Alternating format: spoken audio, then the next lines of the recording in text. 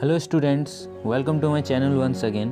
तो आज की इस वीडियो में हम लोग द आइज हैव इट के सेकंड पार्ट को पढ़ने वाले हैं। तो पहले पार्ट में हमने देखा था कि दो को पैसेंजर है वो ट्रेन में मिल जाते हैं, फिर उन लोग बात करते हैं। तो एक जो था हमारा नैरेटर था और दूसरा एक लड़की थी। तो वो जो नैरेटर है वो मसूरी जा रहे थे और वो अंधे रहते हैं। और मसूरी एक बहुत ही खूबसूरत जगह है, उनके बारे में वो लोग बात करते रहते हैं। अब आगे हम लोग पढ़ते हैं। She was silent. I wondered if my word had touched her or whether she thought me romantic fool. तो जो लड़की है वो चुपचाप रहती है। तो नरेटर को लगता है कि मेरे जो शब्द है उसको छू गए हैं या फिर शायद वो मुझे एक रोमांटिक फूल का मतलब होता है मूर्ख, या फिर मुझे एक रोमांटिक मूर्ख समझ रहा है। Then I made a mistake. तो शायद उनको लगता है कि मैंने शायद कोई गलती कर दी। मिस्टेक का मतलब गलती। What is like outside? I ask. तब नरेटर पूछते हैं कि बाहर कैसा है। She seemed to find nothing strange in the question. तो उनको सवाल पे कोई बहुत ज़्यादा डाउट नहीं लगता है, कुछ अलग अजीब नहीं लगता है। Had she noticed already that I could not see? तो क्या वो लड़की पकड़ ली है कि मैं देख नहीं सकता? But her next question remove my doubt. तो जो उनका अगला सवाल लड़की का, उनका जो डाउट है, जो असमंजस है, उसको क्लियर कर देता है। Why don't you look out of the window? She asked. तुम खुद बाहर क्यों नहीं देख लेते? अब क्या होता है? I moved easily along the berth. तो बर्थ का मतलब होता है ट्रेन में जो जगह सोने के लिए होता है उसको बर्थ कहते हैं। तो वो इजीली अपनी जगह पे चले जाते हैं। And felt for the window ledge. और क्या करते हैं, जो विंडो लेज जो खिड़की का निचला हिस्सा होते हैं उसको वो महसूस करने लगते हैं। Then window was open and I faced it. फिर जो है खिड़की खुल जाता है और वो फेस्ड इट का मतलब उधर ताकने लगते हैं। Making a pretence of studying the landscape. वो क्या करते हैं, मेकिंग ए प्रिटेंस का मतलब है दिखावा करना। वो दिखावा करते हैं ऐसा जैसे कि वो लैंडस्केप यानी कि दृश्य को देख रहे हैं, बाहर के दृश्य को। I heard the painting of the engine.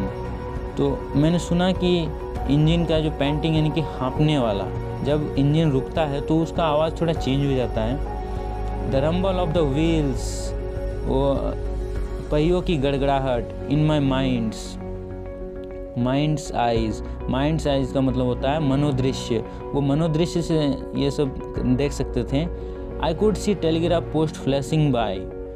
तो वो अपने मनोदृश्य से ये भी देख सकते थे कि अब टेलीग्राफ में क्या पोस्ट हो गया है। Have you noticed? I ventured. तो अब वो कहते हैं नैरेटर कि क्या तुमने ध्यान दिया?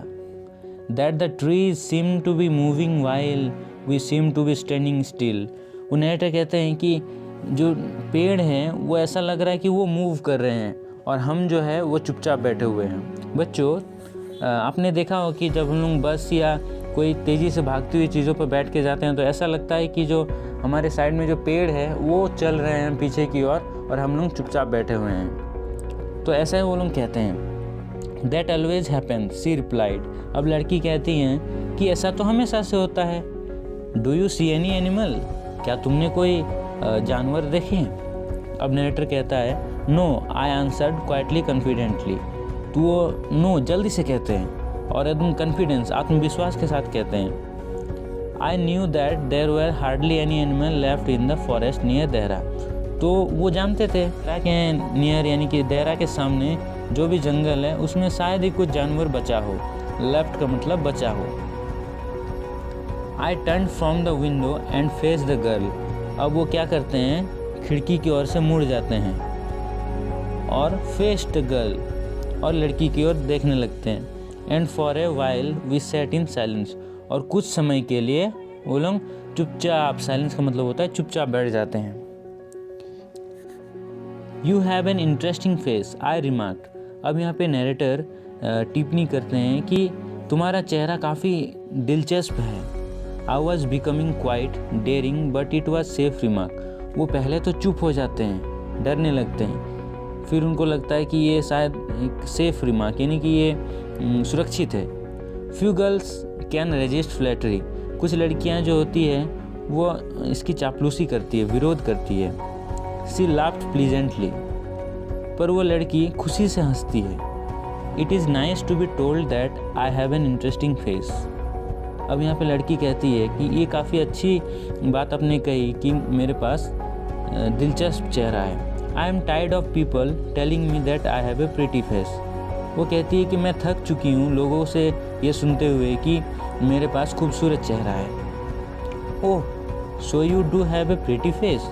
अब यहाँ पे जो नैरेटिव वो कहते हैं कि तो क्या तुम्हारे पास एक खूबसूरत चेहरा है। थॉट आई, उनको लगता है, and allowed I said well N interesting face can be also be pretty. अब यहाँ पे नैरेटर क्या कहते हैं कि अच्छा, एक दिलचस्प चेहरा खूबसूरत भी तो हो सकता है। प्रीटी का मतलब होता है खूबसूरत। You are a gallant young man. Gallant young man यानी कि होता है वीर जवान पुरुष। यहाँ पे लड़की कहती है कि आप एक वीर जवान पुरुष हो। She said but why are you so serious. पर आप इतना सीरियस क्यों हो। सीरियस का मतलब होता है गंभीर। वो जो नैरेटर है वो गंभीर एकदम चुपचाप बैठे रहते हैं। I thought then that I would try to love for her. अब जो नैरेटर है उनको लगता है, थॉट का मतलब लगना, उनको लगता है कि क्यों ना मैं उसके लिए थोड़ा हंसूं। लव का मतलब होता है हंसना। But the thought of laughter only made me feel troubled and lonely. पर जब वो जैसे ही हंसने के लिए सोचे तब उनका जो हंसने का जो सोच था वो उसको परेशानी में डाल रहे थे, परेशानी में महसूस करा रहे थे और अकेलापन महसूस करा रहे थे। लॉनली का मतलब होता है अकेला।